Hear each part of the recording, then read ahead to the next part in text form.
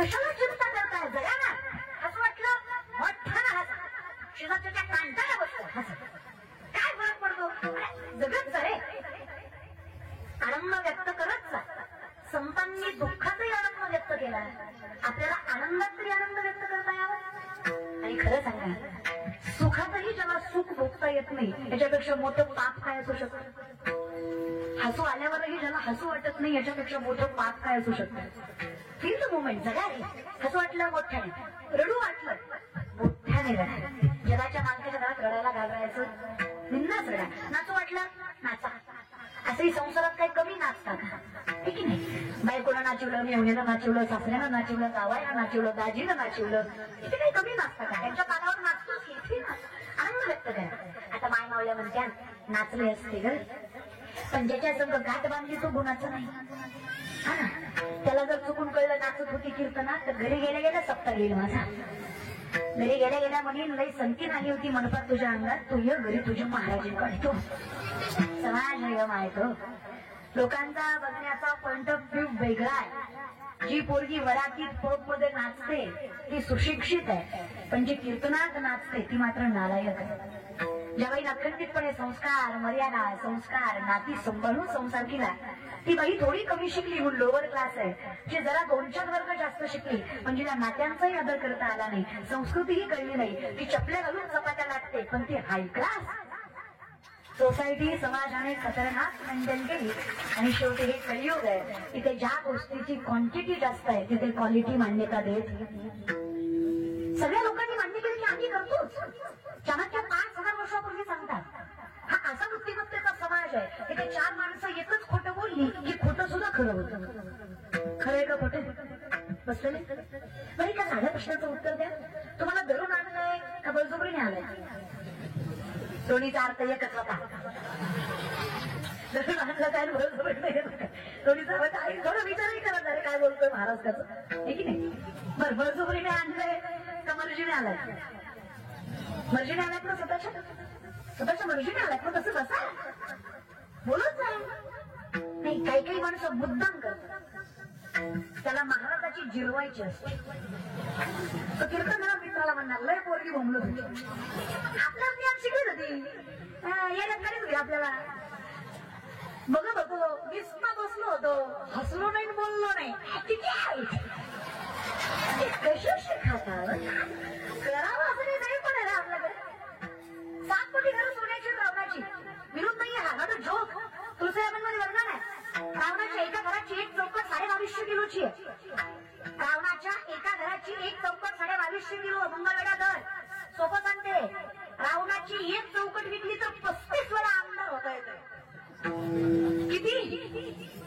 किती चौकट. अशा 7 कोटी चौकटी ज्याच्या घराला आहेत. फक्त चौकटी सांगते मी, भिंती नाही. चौकट कळते ना, अशी अख्खी लंका सोन्याची. लंका कोणाची. भिका पाटलाची. लंका कोणाची. लंका रावणाची नाही, लंका महादेवाची. लंकेचं स्थापत्य महादेवाचं आहे, रावणाचं नाही. आपण लंकेची पार्वती म्हणतो बघा. लंका निर्माण केली ती महादेवाने, प्रभू शिवानं. पण लंकेच्या वास्तुशांतीच्या पूजेला रावणाला बोलवलंय कारण रावण जातीने ब्राह्मण आहे. म्हणून तर जनक राजाचं ज्यावेळेस सीताबाईचं स्वयंवर घडलं गेलं त्यावेळेस रावणही स्वयंवराला आलाच होता की. पण तिथे क्षत्रियासाठी निमंत्रण होतं, ब्राह्मणांसाठी. तिथे कोण होते. शूरवीर होते, क्षत्रिय होते. मग हे क्षत्रिय नव्हते, हे जातीने ब्राह्मण गेले आणि म्हणाले जनक राजाला, जनका आधी कन्या देता का आधी धनु देता. राशीनुसार ज्या आपल्या राशी आहेत त्या राशीमध्ये पहिलं कन्या राशी येते आणि नंतर धनुराश येते. त्यावेळेस जनक राजा रावणाला म्हणाले नक्षत्रे कुशलो भवत, नक्षत्र कुशलो भवत. तुम्ही नक्षत्रात कुशल आहात कारण तुम्ही ब्राह्मण आहात, पण तुम्ही क्षत्रिय धर्मात कुशल नाही आहात. मी त्याच व्यक्तीला माझी मुलगी देणार जो परिपूर्ण पुरुषोत्तम असेल ते प्रभू रामचंद्र होते. प्रभू रामचंद्र हे परिपूर्ण पुरुषोत्तम लक्षात ठेवा. त्यांच्याकडे कुठलाच गुण नाही असं 4ही पुरुषांचं साधणारं व्यक्तिमत्व प्रभू रामचंद्र. धर्म, अर्थ, काम, मोक्ष. ते म्हणतात कसा लढले ते धर्मासाठी. लक्षात ठेवा, लढले ते धर्मासाठी. पैसेही कमी. अयोध्येचे राजे होते, सोपे होते का. चला काम म्हणाल एक पत्नी. कसे होते? एक पत्नी एक वचन. त्याच्यामुळं कामही त्यांना नारता आला. आणि एवढं सगळं केल्यावर जो प्रभू रामचंद्राचा अवतार महाविष्णूचा त्यांना मोक्षाचं काय पायाशी ना तो. आणि पुरुषार्थ साधत झाला. धर्मासाठी जगता यायला पाहिजे आणि धर्मासाठी मरता यायला पाहिजे. अरे नाही जगता आलं धर्मासाठी तरी चालेल, पण ज्याला धर्मासाठी मरता आलं ना तो पुरुषार्थ साधला जातो, ज्याला धर्म टिकवता आला. सगळ्यात मोठा पुरुषार्थ धर्म. पहिला पुरुषार्थ धर्मच. धर्माचे पालन करणे पहिला आहे. संतांनी सांभाळलं, आपल्यालाही सांभाळता आला पाहिजे. आणि आपण अशा मातीत जन्माला आलो, दगडालाही देव करायची ताकद ज्यात आहे ना त्याला हिंदू बनायचं एवढं सामर्थ्य आपल्या धर्मात आहे. प्रामुख्याने सांगायचं तुझी प्राऊड हिंदू. सामर्थ्याने सांगायचं हिंदू आहे. लावतो कपाळाला गंध, घालतो गळ्यात माळ, मानतो विठ्ठलाला आणि करतो आई बापाची सेवा. आहे कोणाचं तरी वरद हस्त म्हणून जगतो, कोणाची तरी कृपा आहे म्हणून आयुष्य परिपूर्ण आहे माझं. मला चाकर म्हणून घ्यायला लाज वाटत. माझा मालक फार मोठ्या मनाचा. माझा मालक मला दास जरी केलं तरी अधिकार मात्र मालकाचेच देतो. नो हे सारिता तो वेगळं करतच नाहीये मला. एवढं फार सामर्थ्य आहे आपल्या मातीत फार. आणि मी कौतुकाला नाही सारी मनाला सांगेल. माझ्या हिंदू धर्मातला ज्ञानोबा तुकोबाला मानणारं शेतकऱ्याचं पोरग मध्यरात्री अर्धनग्न पोरगी जरी त्याला दिसली तरी तो तिला तिच्या आई वडिलापर्यंत सुरक्षित पोहोचवणार एवढे संस्कार माझ्या धर्मात माझ्या धर्मावर. आणि आता नाही शंभरातला एखादा वाईट निघाला म्हणून तुम्ही 99 पोरांना नावं ठेवू शकत. आजही आमची शेतकऱ्याची पोरं आई बापाच्या स्वप्नासाठी देह पडायला लावतात. व्यवसाय करायला मागं पुढे बघत नाही. अरे पानाची टपरी वडापावचा गाडा लोकांच्या दुकानात हाताखाली काम करेल, पण पैसा कमावणार, मोठी स्वप्न बघणार आणि बघायचंच. पैसा कमवायचाच. परमार्थ नंतर हे जग आहे. इथं नोकरी सरकारी असली ना पोरगा किती बी ढोला किती बी काळा भांडण असू द्या त्याला बायको नाजूक गुरीच भेटते. पैसा आहे ना बहीण. आणि तुम्ही किती good looking handsome jawline six pack असे किती असले ना आणि खिशात दमडी नसले ना तुम्हाला भिकाऱ्या पुरीला सुद्धा म्हणावं लागतं कितीतरी भिकारी अवस्था करून येत जाऊ नका. बहीण म्हणून तुमच्या नजरेत नजर घालून सांगते छत्रपती शिवरायांचा वंशज आहेत आपण पैशासाठी कोणाच्या चरणी मस्तक ठेवायचं नाही आणि पैशामुळे कोणाला नतमस्तक व्हायचं नाही. आणि एवढा पैसा कमवायचा. दुनिया झुकती आहे झुकानेवाला. आणि मी सांगते ना 2 लाख पायदळ 1 लाख घोडदळ स्वराज्याचं माहित असेल तुम्हाला. 2 लाख पायदळ 1 लाख घोडदळ स्वराज्याचं 10 पटीनं जास्त सैन्य शत्रूंचं. जर तुम्ही औरंगजेबाच्या संपत्तीचा विचार केला दादा तर औरंगजेबाच्या संपत्तीनुसार अखंड हिंदुस्थान त्याच्या संपत्तीचा फक्त 1/3 भाग होता. अखंड हिंदुस्थान दख्खन नाही फक्त. अखंड हिंदुस्थान औरंगजेबाच्या संपत्तीचा 1/3 भाग होता. एवढा जागीरदार असणारं व्यक्तिमत्व होते. तेवढंच घोडदळ, तेवढंच पायदळ, तेवढंच सैन्यदळ, तेवढाच खजिना. जेव्हा शिवराज समोर आले ना त्यावेळेस त्यांना वाटलं 1 महिना खूप झाला याला लढायला. असा विचार करणारा औरंगजेब आयुष्यभर शेवटच्या क्षणापर्यंत शिवरायांचं नाव घेत होता. कारण त्यांनी सुद्धा मान्य केलं खुदा अगर जिंदगी में कुछ भी नेक काम किया हो ना तो कुछ मत देना, बस इस शिवा की औलाद की जैसी शंभूराजी जैसी एक औलाद दे देना. पण कुछ नाही चाहिए मुझे. काय सामर्थ्य असेल त्या कुळामध्ये खरं विचार. एवढा अधिकारी असणारं व्यक्तिमत्व शिवरायांच्या निधनानंतर औरंगजेबाला वाटलं इनका तो मसीहा गया इनको कौन मारी है. कुछ दिन की बात है दक्कन पैरों के नीचे हो बहुत जलील किया इन मराठों ने हमें. श्रृंगारपुर लूटा इतना जलील किया फिर भी हम छोड़ेंगे नहीं. देखते शिवा का बच्चा कब तक नहीं झुकता. काहीतरी विचार करा. 42 दिवस जे व्यक्तिमत्व तटस्थपणे उभा आहे. काय सामर्थ्य असेल त्या व्यक्तिमत्वामध्ये. तेच माझ्या माऊलींच्या समाधी शेजारी असणारं तुळापूर तीर्थक्षेत्र. 42 दिवस रे. झाडाच्या साली काढतात तशा अंगाच्या साली काढल्या. रक्ताच्या डोळ्याच्या डोंगरावरनं मग ते जराही दया आली नाही त्याला. मारणारा छत्रपती शंभूराजांना मारणारा सेनापती जाऊन म्हणतो औरंगजेबाला जहापना माफ करना, जहापना माफ करना, छोटी मोह बड़ी बात कर दूंगा. इतने राजे देखे, इतने महाराज देखे, इतने वीर देखे, इतने शूरवीर देखे इन आंखों ने, लेकिन जबान देता हूँ अल्लाह की कसम इस शिवा के बच्चे की जैसी औलाद आज तक नहीं देखी इन आंखों ने. मृत्यु भी घबरा जाए इतना दलील किया उसको, लेकिन नाम मुराद जबान तो छोड़ो सर तक नहीं झुका. अब क्या करें. औरंगजेबाला राग आला. सळी घातली आगे तळपूत सळी नजरेत घुसणारे 2 बोटाचं अंतर है। आखिरी बार कुछ रहो सब बात मान लो, जिंदगी से हाथ हुआ बैठोगे। क्या ऐकायचं काय रे तुझं? 3 प्रश्नाची उत्तर, 3 सवाल का जवाब दो। जिन लोगों ने हमसे गद्दारी की उनका नाम स्वराज्य का खजीना और सल्तनत को सला। अरे काहीच नाही सांगत, तर काय करायचं ते कर। 7 जणांनी मागले शंभूराजे नजर वर करून छाती फुगवून सांगतात, अरे नालाय काय मारायचं ते मार, काय जीवाची हल्ला करायची ते कर। जर अंगात शेवटच्या रक्ताचा थेंब आहे तर श्वासात श्वास आहे, तर हा शिवाचा छावा तुझ्यासारख्या हलकट सूत्र ठेवून जर झुकवणार नाही आवडा हिंदूची।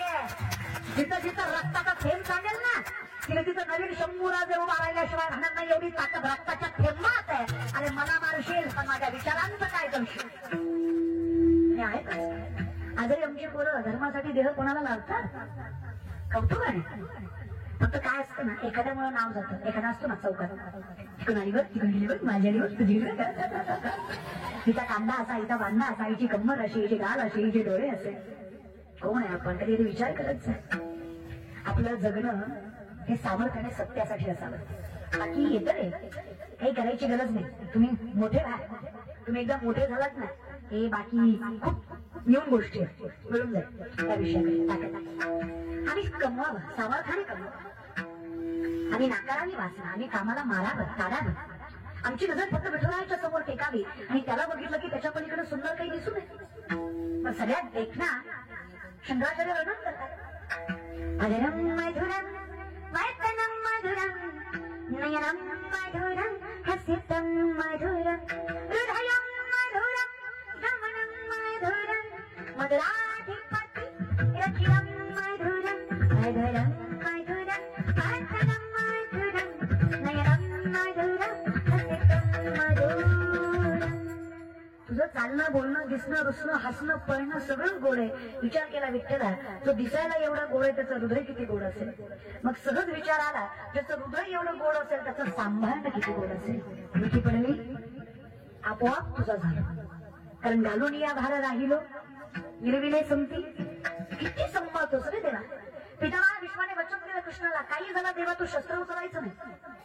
अर्जुनाच्या चुकीच्या अवस्थेचा गैरफायदा घेतला पुरुषांनी, सहन झाले देवा सुदर्शन चक्र फिरवलं। भीष्माने विचारलं देवच ना, देव असून वचन मोडलं? देव म्हटले स्वतःचं वचन मोडेल पण डोळ्यात एकच भक्ताला झालेला अन्याय कधी सहन करणार नाही। माझं सगळ्यात मोठं वचन भक्ताचं रक्षण करणं आहे, ते मी कधी विसरणार नाही। माझ्या विठोबाचा कैसा प्रेम भाव आपणची देव होय गुरु, सगळं होतो की रे। अवली म्हणले तू गुरुबंधू पिता, तो आमची इष्ट देवता, तुही सदा रक्षिता आपण या बोलते। गुरु बंधू माय बाप सगळी नाती सांभाळतो पण रक्षण करायला विसरत। साधा वया भक्ती काज नाही लाज धरीत, 27 दिवस चकोराच्या बायकोचं बाळांपण साडी नेसून गेलं असतं। अरे पुरुषोत्तम असणारा आमच्या साध्या पुरुषाला म्हणलं नीस बाबा साडी, एखाद्याच्या जीवाचा प्रश्न आहे ती म्हणून गडी नव्हे साडी नेसू का? अरे तुम्ही साधे पुरुष आहात, ते उत्तम पुरुष आहेत, तरी त्यांनी साडी 47 जणांचा नामदारांचा अभंग आहे। चकोबाची कांता असे ती गर्भीन झाले ती संपूर्ण नवमास। बायको बाळांती नाही तरी बायको देवाला नावं ठेवते म्हणून भांडून गेले ते बहिणीच्या घरी, भांडून बायको 9 महिन्याची गर्भ वर्ष नव्हती, 3 महिन्यानं आले तिच्या घरी जवळ। आपण पंढरपूरला गेलो, ड्रायव्हरला म्हणतो गाडीचं तोंड वळवून ठेवू म्हणजे दर्शन झालं त्याला निघा येते। आपण त्यातले आपणला विचार नाही करायचा देवानं आपलं करावं म्हणून। मंगळवेढ्याच्या भिंतीखाली, हा मंगळवेढा नाही, सोलापूर मंगळवेढा, पंढरपूर मंगळवेढा, आमच्याकडलं मंगळवेढा। मंगळवेढ्याच्या भिंतीखाली चकोरांचा मृत्यू झाला। वेशीची भिंत बांधताना खालच्या जातीची असल्यामुळे ती भिंत बांधायचं काम त्यांच्याकडे होतं आणि त्या भिंतीखाली त्यांचा मृत्यू झाला। साक्षात पांडुरंग प्रभू डोळ्यात पाणी आलं। नांदरांनी विचारलं नाना माझा चोका गेला, कमीत कमी हाडं तर घेऊन। जफरांनी विचारलं, नांदरांनी विचारलं अरे प्रत्येकाची हाडं सारखीच केली विठ्ठला, मी चोखवारांचं कसं ओळखायचं? भगवंत सांगतात नावा, प्रत्येकाचं जीव तर सारखं असतो पण प्रत्येकाचं कर्म सारखं नसतं। कोण पांडुरंग कर्म करतं, कोण सत्य कर्म करतं, कोण असत्याच्या वाटेने आसक्तीने जीवन जगतं। कर्म सत्य असावं पण माणसाच्या चारित्र्यामध्ये बदल होते।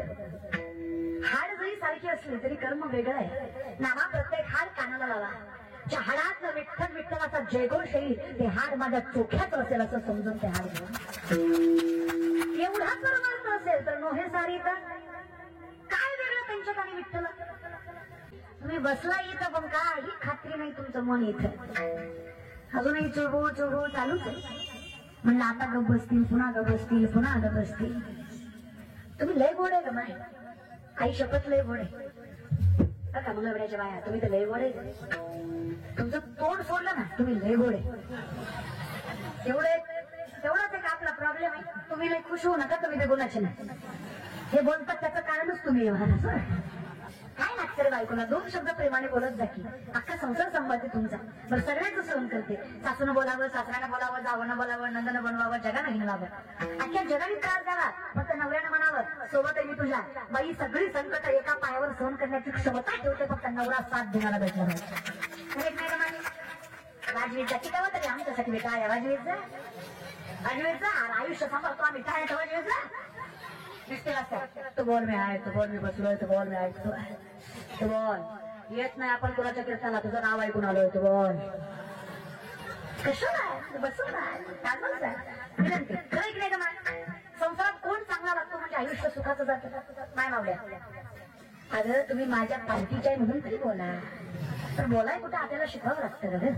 नवरा बायकोचं भांडण लागलं बायको म्हणजे तुम्हाला माझी कदर नाही. तुमचं घरदार शेती बाई आई बाप बहीण मला सगळं मी सांभाळ सगळं मी एकटी सांभाळ मी काय काय सांभाळ नवरा म्हणणं सगळं मी सांभाळतो तू फक्त तोंड सांभाळतो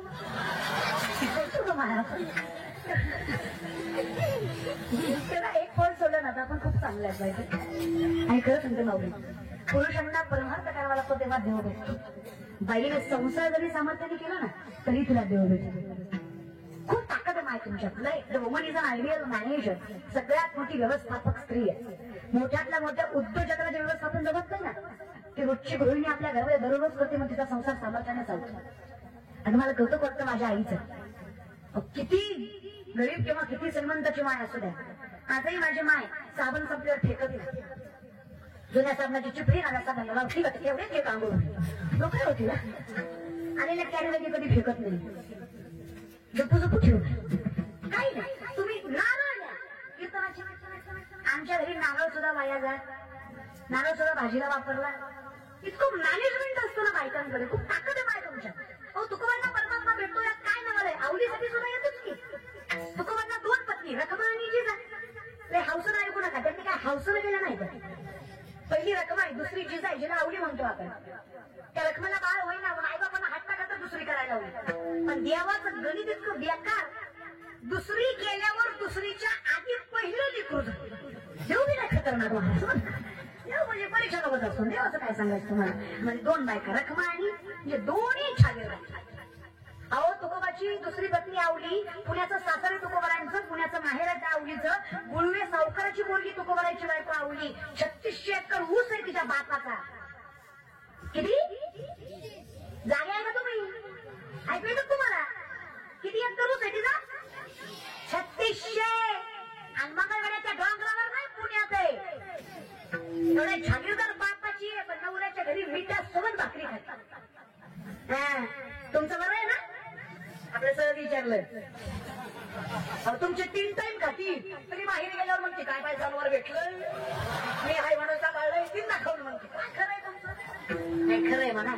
आवली सारखी बायको भेटाय तुम्ही बी तुकोबा लागताल ना. तुम्हाला 6च्या पुढे घर दिसत नाही तुम्ही कशाला आवली असं पाहताय. अरे खरंच रे इथं बसलेले गोवा गुटखा तंबाखू दारू खाणारे पिणारे हातावरी करा. इतकं व्यसनमुक्त राहिलं. 18 वर्ष झाला कीर्तन करते त्याला. तोंडाकडे बघून कळतं कोण खातं कोण पितो. एवढं कृपा आहे. हे कसं आहे काय हे काय पुढच्या पिढीला ज्ञान सांगणार आहेत तुम्ही. आता ही म्हातारी माणसं बिस्की म्हणतात पोरवाया गेली पोरवाया गेली पोरवाया गेली. पण काय गेली बिडी फुकू फुकू तुमची बाबा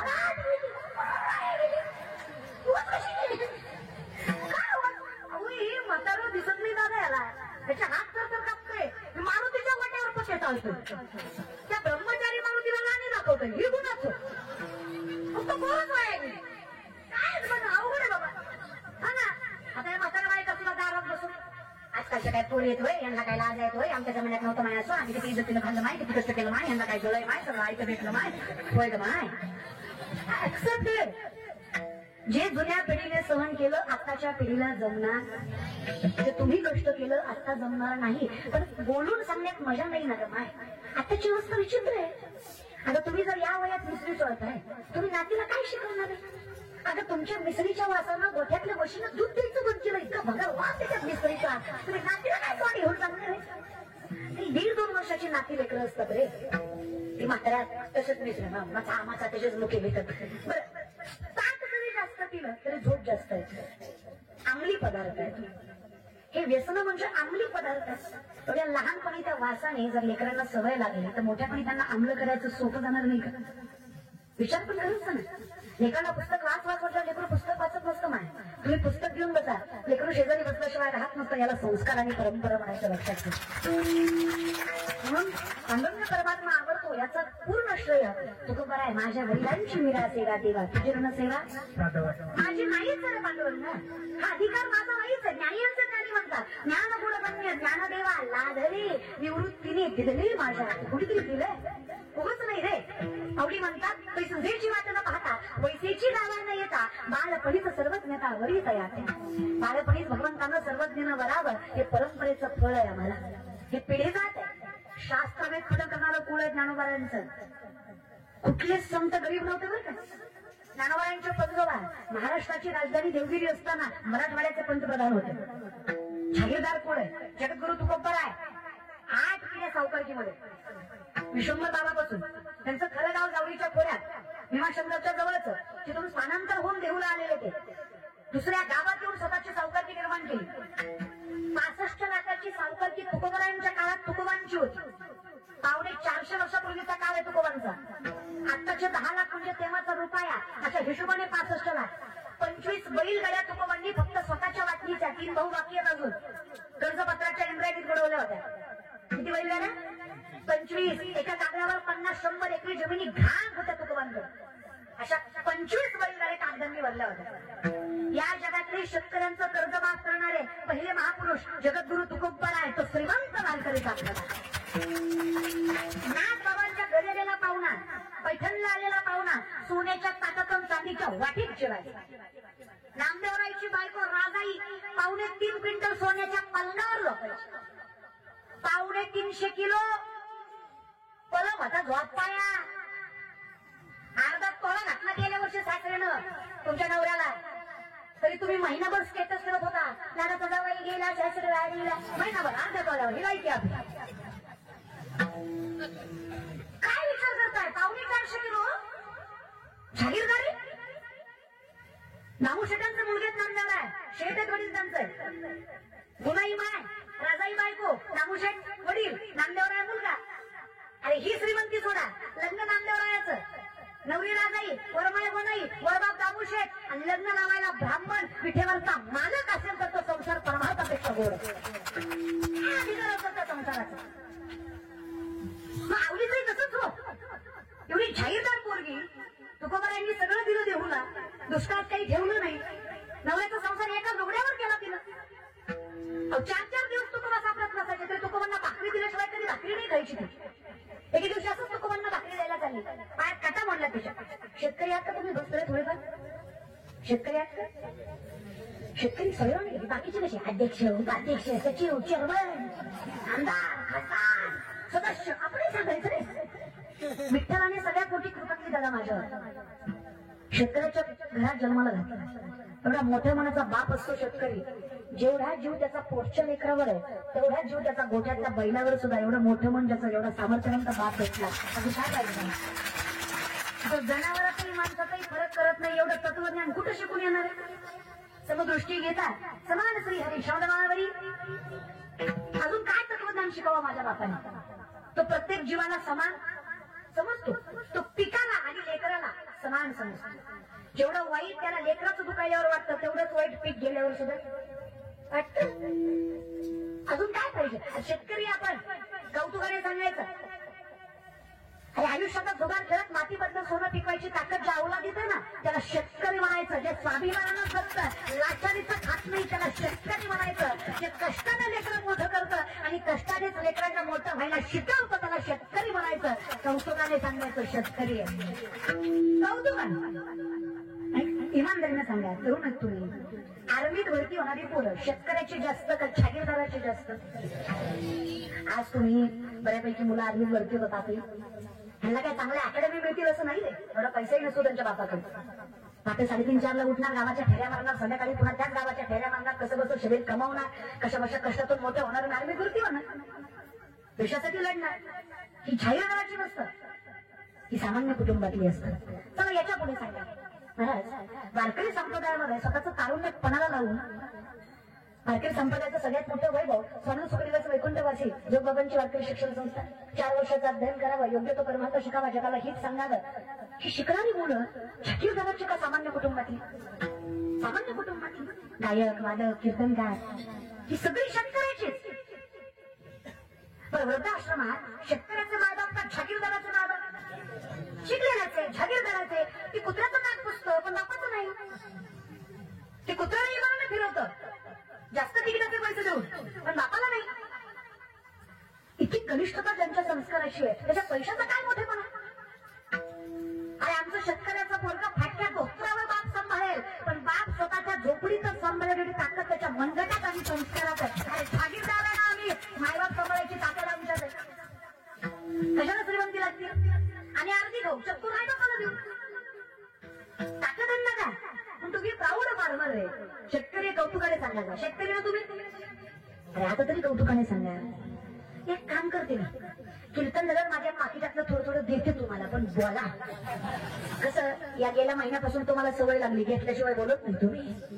हे आता दोन्ही करतो, बोलत कुठलंच नाही तुम्ही. बोलत जा बाबा, बोलत आहे की गरज असते. शेतकरी तुम्ही, शेतकऱ्याच्या पायात काटा मोडला काही नवल नाही बोलतोच. शेतकऱ्याच्या पायात काटा मोडला, शेतकरी काटा बघायला पाण्यानं पाय स्वच्छ करतो. तो शेतकरी काही असेल तर काटा कसा बघतो? लाज नका, सगळे थुकाच लावतात. इथे काय हायजीन मेंटेन करायचं नसतं, थुकाच लावायचं असतं. खरं सांगा, या का तुझ्यात काटा दिसतो? सगळे सॉक्स घालून नांगर धरतो तुझ्यात काटा दिसायला. 2-4 वेळा तरी लावायला लागतो. आता काटा मोडला आवडीला, जिजाईला का झाला? त्रैलोक्याच्या मालकाला, जगाच्या मालकाला, विठुरायाच्या मालकाला काय सांगायचं बा? पंढरीचा मालक जिच्या चरणाच्या स्पर्शासाठी ऋषी मुनी तपस्वी झाडाला उलट टांगून तपश्चर्या करतात. जिवंतपणी ज्यांचा हाडमास प्राणी पक्षी खातात. 1000 वर्ष उलट टांगूनही ज्यांना विठेवरचा मालक मिळत नाही, असा अशक्य असणारा पंढरीचा मालक हिच्या पाठीमागे हिच्यासाठी राहतो. काय ताकद आहे? हा म्हणे जिजा काटा बसला तुम्हाला, विठ्ठला कळतंय किंवा आम्हाला, पण कसं सांगू तुम्हाला? माझ्या पायातल्या काट्यापेक्षा माझ्या तुकोबाच्या पोटांची भूक जास्त बोचते मला. आधी ती भागवते मग येते दर्शनाला. तिने नवऱ्याला विठ्ठल मानला, तिच्या संसाराला विठ्ठल लागणार नाही. पाठीशी आल्या रात्री देऊन विठ्ठल जाग्यावरच. आता तरी बघू दे. त्या विठ्ठलाच्या मालकाने त्या मायनवरीचा पाय स्वतःच्या हातात घेतला. काय भाग्य असेल त्या बाईचं तुका लावून काटा दिसतो का काय? त्यालाही एका थोक्यात दिसला नसावा, त्यामध्ये 2-4 वेळा लागला. सरपंचाला नाही, पण सरपंचीला लय रागा. तुम्ही नाही, पंढरपूरचा माणूस तुमचं कशाला? अगं नारळ यायचंय माझं, पंढरपुरातला माणूस. पंढरपुरात आम्ही सरपंची एकच म्हणतो, आमच्याकडे एकच आहे. राही रखमाबाई तुम्हा ये बुद्ध्याचे राही रखमा बाई तुम्हा ये बुद्ध्याचे